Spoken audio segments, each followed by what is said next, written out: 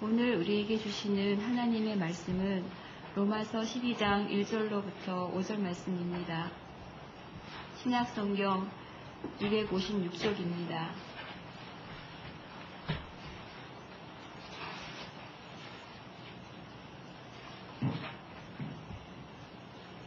로마서 12장 1절로부터 5절 말씀을 봉독합니다.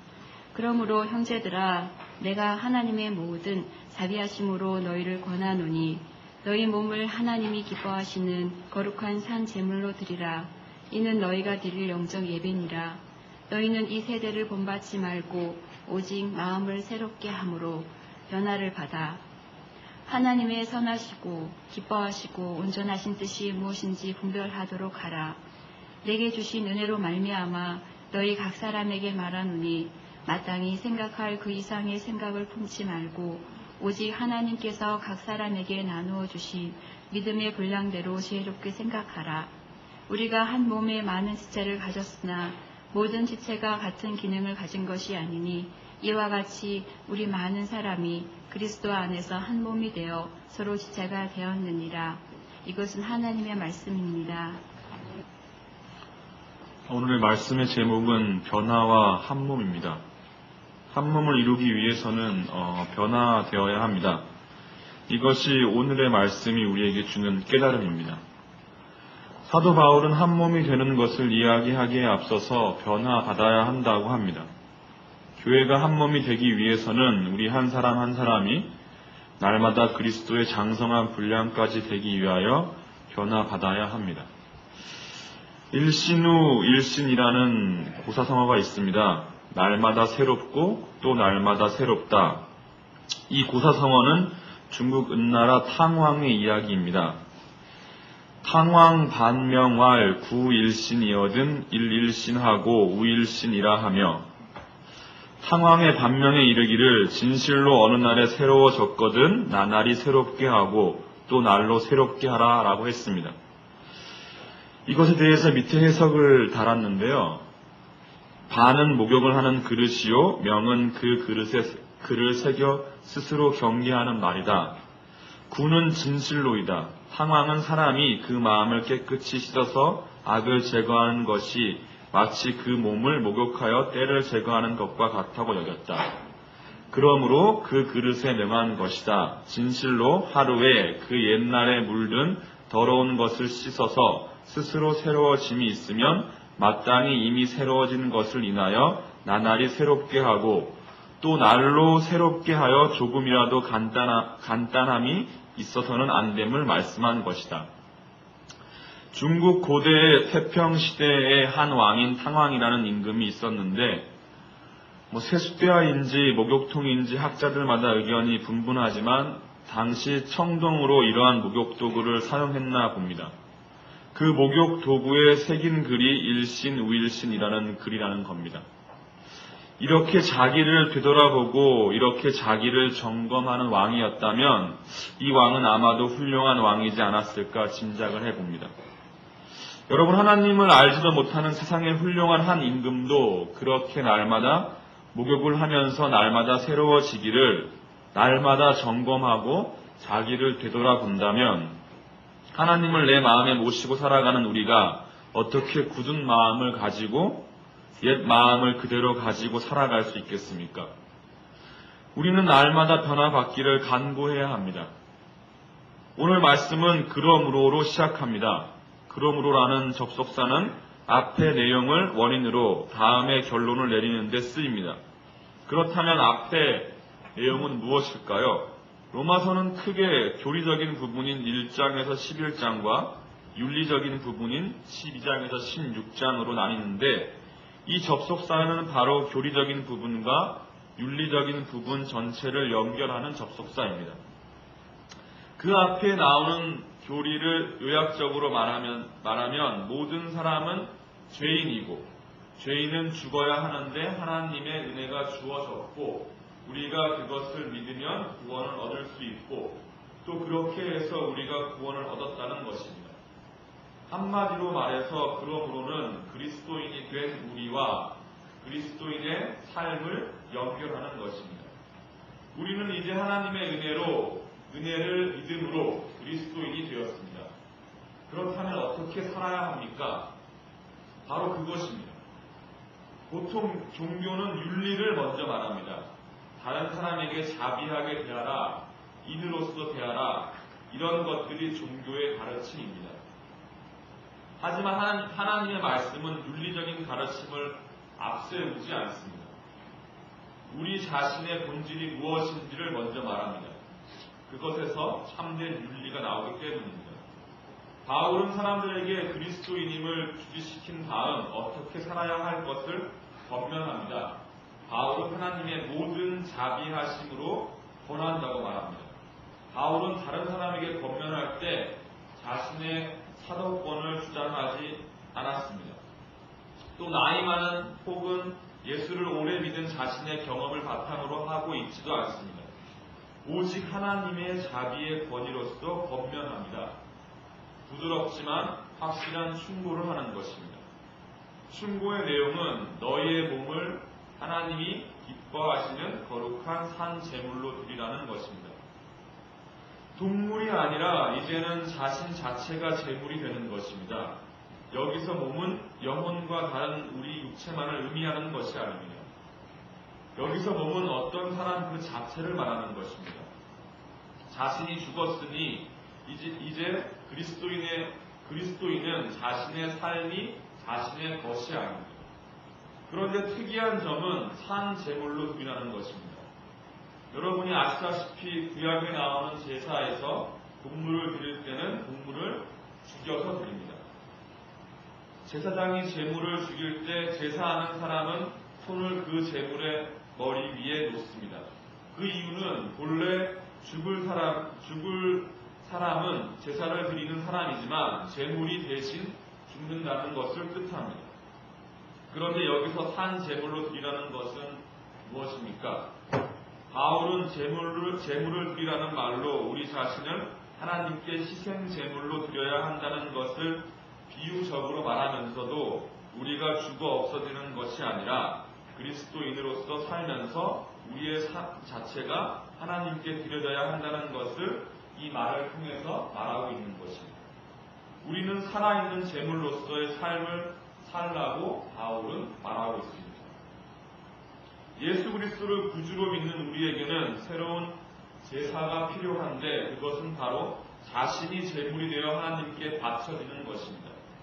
그런데 이것이 동물을 드리는 행위가 아니라 그리스도인의 삶을 드리는 것이기 때문에 여기서 이것을 영적이라고 말합니다.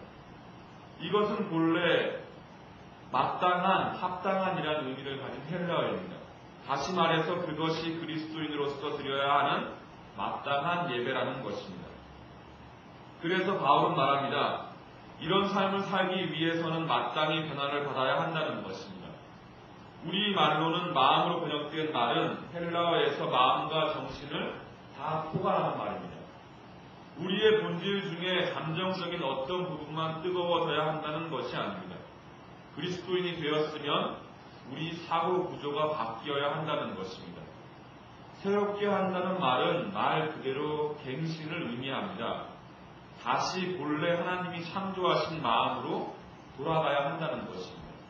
사실 우리는 알고 있지만 행동으로 실천하지 못한다는 말을 많이 합니다. 하지만 행동하지 않는 것은 대부분 우리가 실제로 그것을 믿지 않는 것입니다. 행동은 사고 구조가 바뀔 때 나옵니다. 바울은 우리의 사고 구조가 변화를 받으라고 말합니다. 사고 구조 변화 없이 행동은 없습니다. 그 사람의 정신에서는 늘 그 사람의 행동이 나오기 마련입니다. 저는 우리 교우들에게 바울처럼 하나님의 자비하심으로 권고합니다. 변화되십시오. 여러분의 정신과 마음이. 그렇지 않으면 여러분이 그리스도인답게 살 수 없습니다. 바울은 하나님의 뜻을 분별하라 합니다. 그리스도인의 삶은 내가 죽고 이제 하나님의 뜻을 따라 사는 것입니다. 그렇다면 하나님의 뜻을 항상 분별해야 합니다. 여기서 분별하라는 말은 사실 시험하라라는 말입니다. 자신의 변화된 지성을 사용해서 하나님의 뜻을 순간순간마다 어느 것이 그의 뜻인지 시험해 나가는 것입니다. 내 뜻이 아니라 하나님의 뜻을 이루는 것입니다. 우리가 하나님의 뜻을 따라 가야 하는 이유는 그것은 하나님의 뜻은 선하시고 하나님의 기뻐하시고 온전한 것이기 때문입니다. 그것을 믿지 않는 한 우리는 하나님의 뜻 대신 우리의 뜻을 행하게 되어 있습니다. 한 해를 마무리하면서 그리고 새해를 맞이하면서 우리는 송구영신 예배를 드립니다. 이 예배는 우리 인식 가운데 매우 귀중한 예배이죠. 아주 훌륭한 전통이고 뜻깊은 예배입니다. 2012년을 맞이하면서 우리는 함께 모여서 송구영신 예배를 드렸습니다. 옛것을 버리고 새것을 맞이하기 위한 예배입니다. 그런데 우리는 아직도 송구하지 못한 것이 있습니다. 오늘 말씀에 따르면 한마디로 그것은 이 세대를 따라 사는 것, 이 세상의 정신을 따라 살아가는 삶입니다. 그런 것들이 구체적으로 어떤 것이 있을까요? 그것은 각자가 다를 것입니다. 물론 극단적인 일들도 있습니다. 살인, 강도, 음행, 사기. 하지만 이런 것들을 하지 않았다고 우리는 이 시대의 정신을 따라가지 않는다고 단정 지을 수 없습니다. 저는 여러분이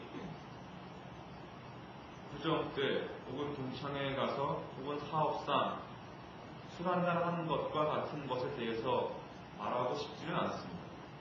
오히려 여러분이 영적인 일이라고 하는 교회의 일을 하면서 얼마나 이 세상의 정신을 따라갔을까를 한번 깊이 뒤돌아보기를 바랍니다.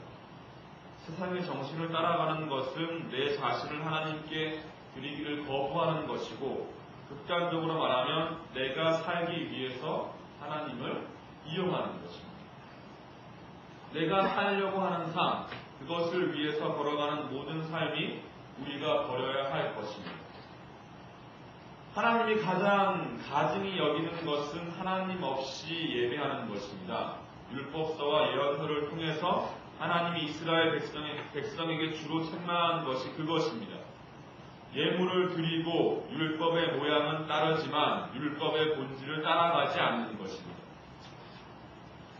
무슨 일을 하는가가 중요한 것이 아니라 어떤 마음으로 하는가가 중요한 것입니다. 영신, 새로운 것을 맞이하기 위해서는 반드시 해야 할 것이 바로 변화되는 것입니다. 변화받는 것은 하나님 앞에서 내가 단독자로 설 때에만 가능합니다. 모세의 가시 떨기 나무 사건, 이사야의 하나님의 인재 체험, 바울의 다메섹 체험, 이러한 하나님과의 만남이 우리의 삶에 있어야 합니다. 하나님과 만나지 않고 교회 다니는 것은 종교 생활을 하는 것이지 그리스도인의 삶이 아닙니다. 예배 시간을 통해서 하나님을 만나기를 사모하기를 원합니다. 각자의 삶에서 역사하시는 하나님의 손길을 느끼시기를 바랍니다. 같은 겨울 바다를 보고도 감수성이 메마른 사람은 춥다, 빨리 집에 가자, 파도가 왜 이렇게 시끄럽기만 하냐 라고 이야기를 합니다. 영적인 감수성이 메마른 사람은 나의 삶 가운데서 하나님이 하신 일들을 아름답게 보지 않습니다. 아니, 보지 못합니다. 변화는 외부에서 일어나는 것이 아닙니다. 변화는 내부에서 일어납니다. 변화는 결코 누가 무슨 말을 해서 어떤 사건이 일어나서 되는 것이 아닙니다. 내 마음을 새롭게 할 때 일어납니다. 저는 가끔 이런 질문을 저에게 합니다. 과연 내가 사도 바울처럼 다메섹 도상에서의 체험을 했다고 바울처럼 변화되어 전적으로 하나님을 위한 삶을 살고 있을까? 신앙생활을 하는 우리에게 항상 필요한 것은 외부의 사건보다 더 중요한 것은 마음을 새롭게 한다는 것이다 라는 사실을 각인시키는 것입니다. 바울은 변화한 우리는 먼저 예수 그리스도의 공동체인 교회에서 한 몸을 이룰 것을 요구합니다. 먼저 내가 변화하는 것이 진정으로 한 몸이 되는 출발점입니다.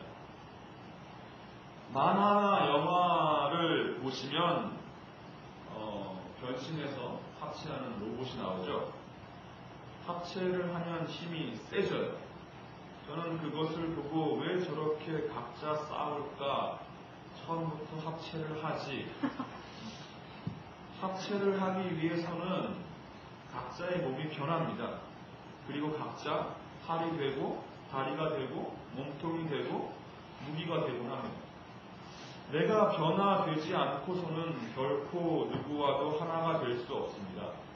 그것이 바로 사람입니다. 바울은 우리에게 말합니다. 교회란 머리 대신 예수 그리스도로 한 몸으로 이루어져 동시에 각자 다양성을 가지고 있다. 교회는 우리 각자의 모습이 다르듯이 다양성을 지니고 있습니다. 동시에 우리는 똑같이 고백합니다. 내가 주님 앞에서 죄인입니다. 예수님만이 나의 주인이십니다. 하나님이 나의 참 아버지 되십니다. 이러한 통일성을 지니고 있는 것 또한 교회입니다. 교회 안에는 다양성이 있습니다.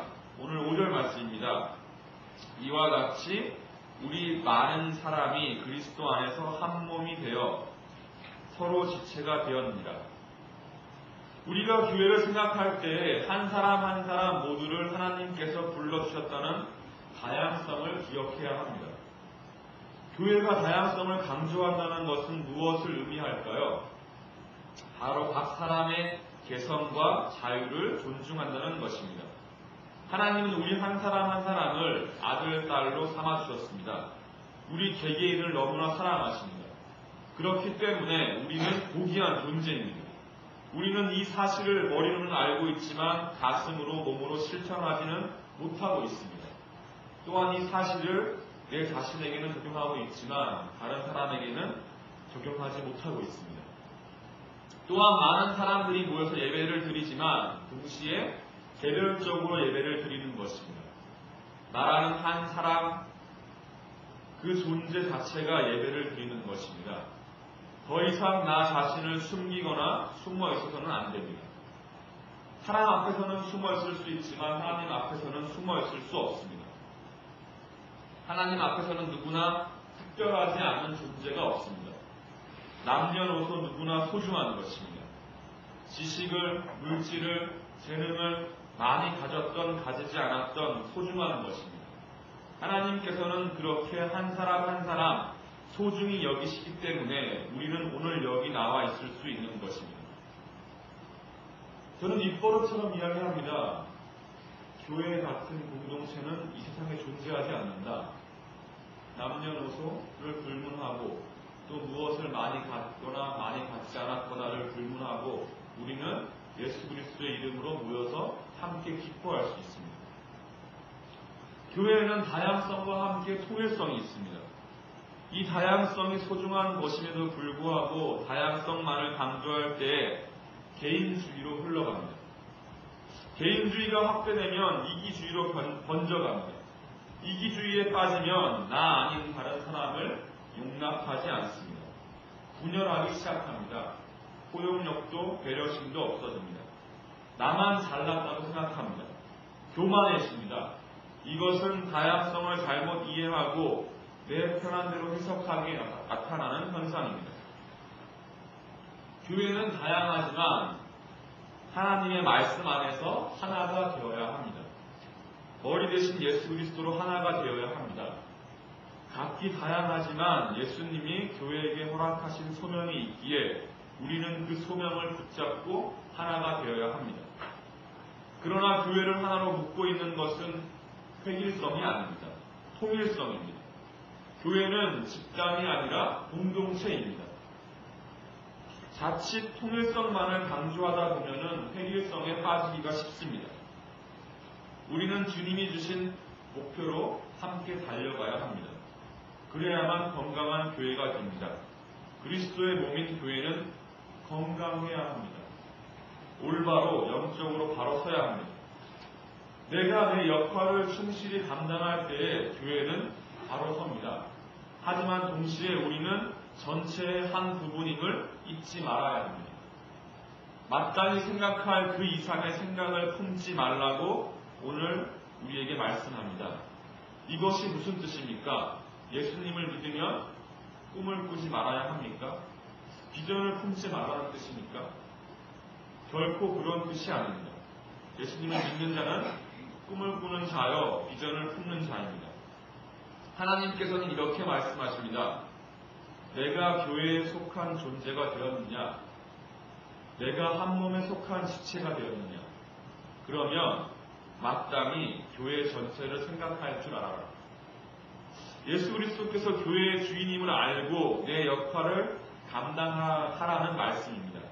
나에게 역할이 주어지면, 직분이 주어지면 그에 걸맞게 행동하라고 말하는 뜻입니다. 오직 하나님께서 각 사람에게 나누어 주신 믿음의 분량대로 지혜롭게 생각하라. 하나님이 내게 주신 믿음대로, 성품대로, 은사대로 행동하라고 합니다. 그런데 이게 잘 되지가 않습니다. 우리 안에 교만과 열등감이 어느새 자리 잡고 있기 때문입니다. 교만한 사람은 가슴 속에 열등감이 있습니다. 열등감이 있는 사람은 교만으로 표출되어집니다. 열등감을 조금만 열어보면 그 안에는 컴플렉스라는 것이 있습니다. 안 좋은 것이 맺혀 있는 것이죠. 그 속에 자기 해결을 못하는 문제가 있는 것입니다. 그러면 교만해집니다. 자기 통제가 안 됩니다. 하나님이 자기에게 주신 믿음의 분량대로 하지 못합니다. 교만을 꺾는 것은 그 반대되는 덕목인 겸손뿐입니다. 겸손은 지혜로움입니다. 남의 말을 들어주기만 하고 사양하기만 하는 것이 겸손이 아닙니다. 겸손은 자신이 할 수 있는 일과 할 수 없는 일을 구분하여서 할 수 있는 일은 최선을 다하여 하고 할 수 없는 일에 대해서는 다른 사람의 뜻을 따르고 그들에게 도움을 요청할 수 있는 것입니다. 이것이 바로 진정한 의미의 겸손입니다. 겸손하시길 바랍니다. 그리고 그리스도 안에서 한 몸이 되어가는 과정인 신앙생활을 즐거움으로 감당하시기를 바랍니다. 다시금 이야기하지만 세상 어떤 곳에도 교회와 같은 공동체는 없습니다. 나이 많은 노인에서부터 어린아이까지 한 마음을 품고 한 뜻으로 함께 기뻐하는 곳, 그것이 바로 하나님이 우리에게 허락하신 공동체인 교회입니다. 이 사실을 깊이 마음속으로 묵상하여 내 스스로가 날마다 변화되고 우리 모두가 한 몸이 되어서 하나님이 보시기에 참으로 이 세상에서, 이 땅에서 그리스도인으로서 또 교회로서 하나님의 뜻을 세상 가운데 널리 전하는 그런 교회가 되기를 간절히 바랍니다.